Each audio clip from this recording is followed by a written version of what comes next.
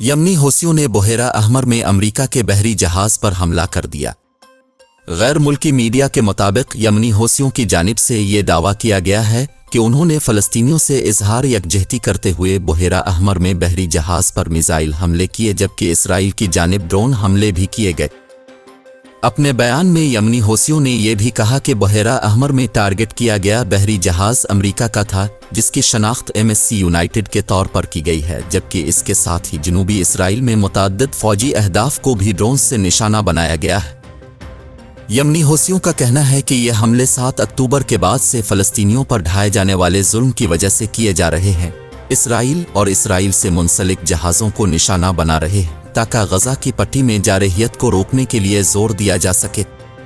واضح رہے 7 اکتوبر سے اب تک اسرائیلی وحشیانہ بمباری سے 20,977 سے زائد فلسطینی شہید ہو چکے ہیں، جبکہ 54,536 افراد زخمی ہوئے ہیں۔